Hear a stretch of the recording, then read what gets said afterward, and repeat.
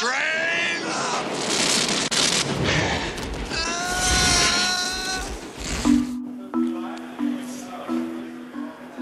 first thing I should say about Ghost was that it was the last show that we did at ILM that was based on traditional effects techniques. It was really sort of the end of an era. By that I mean traditional cell animation for effects and optical compositing. The visual effects shots that ILM did were done in optical printers. This was at the transition period in the industry. The computers they had back then were very expensive. And if I remember correctly, Ghost just did not have a big budget. We were lusting for the digital realm.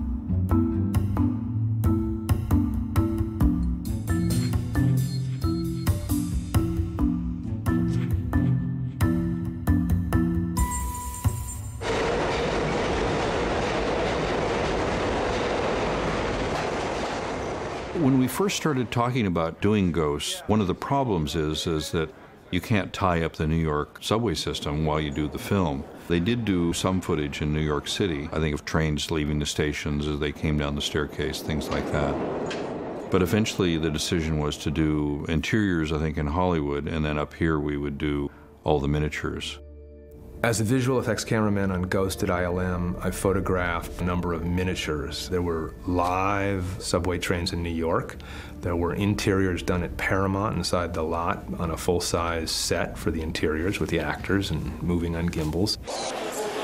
Since our character had to go through solid surfaces, we had to shoot him separate from the surface. So there was a lot of blue screen photography where if his hand was going through a wall or a door, we would have to shoot him against blue screen, and then he would have to sort of mime the physical movement.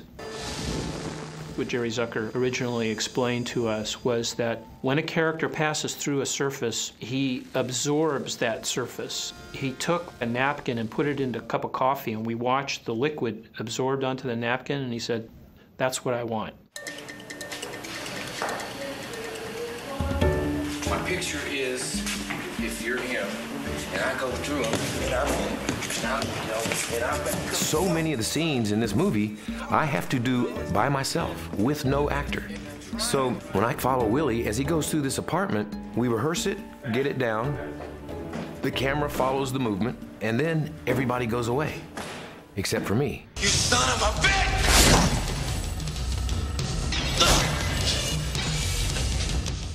See, to me, it's more difficult because in a lot of scenes, Patrick is there as the ghost, and I have to completely ignore him.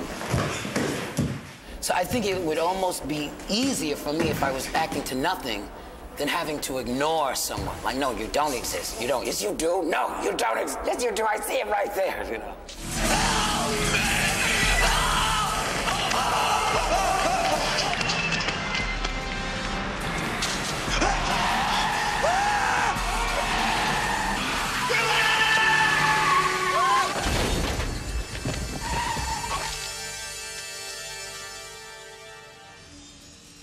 When the clickers came up, they called them that because you heard this noise, like these sort of snappy, clicky sounds.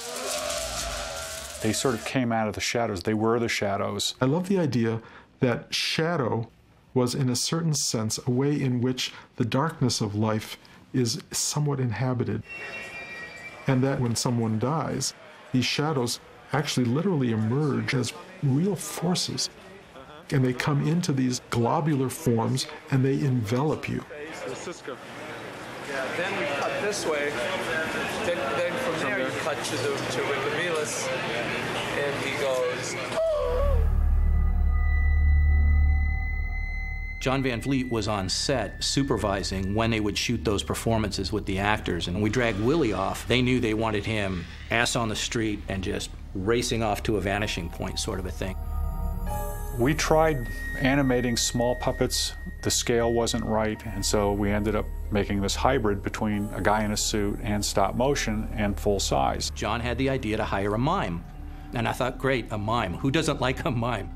So he brings the mime in, And she was very giving, very willing to participate, but she didn't get the whole thing of stop motion. So even when the shutter was open, she was moving around and doing her bit.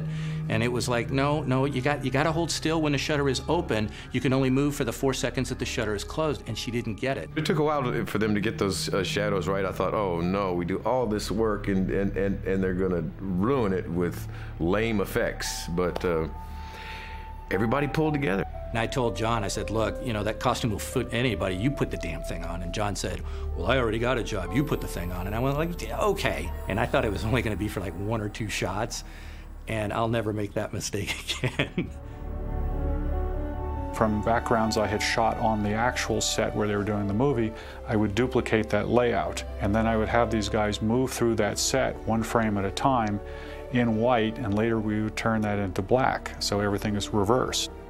It's like high-end Tai Chi, because you can't move fast. Everything had to be meticulous and slow motion. It's like the way they do stop-motion puppets, like when they did Gumby, only you're the puppet. It's so powerful, and it's scary because it's not natural. It's not what we normally would experience with human form. The great fun of doing this stuff is you get these pieces and you kind of think, how the heck am I going to do this?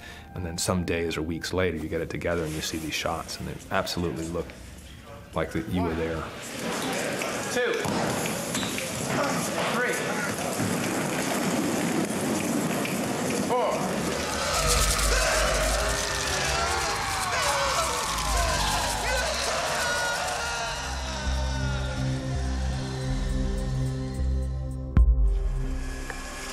Let's turn the lights up. We turn on the lights? I don't think we do. Yeah. People are pretty good with hell.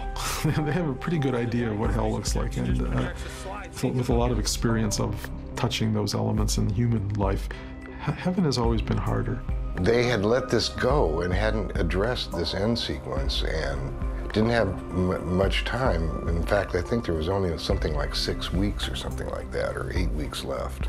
So I pitched the idea of doing it in digital video. Edlund had shot some little, just footage of light, really, basically, and put it on the computer. And on the computer, the guy could say, well, do you want it longer? Do you want it brighter? Do you want it fatter? Do you want it more dense? You could just play with it, and I could look at it, and I could say, push it here. Can you add some sparkle here? Make it diffused here, but more solid there, and whatever, you know? So that was fantastic. When she kisses him in the scene, actually he's a video element and she's a VistaVision element, so it's like film kissing video. It's actually a very good experience for all concerned, and Jerry was very happy with the end product, and it was very beautiful, I thought.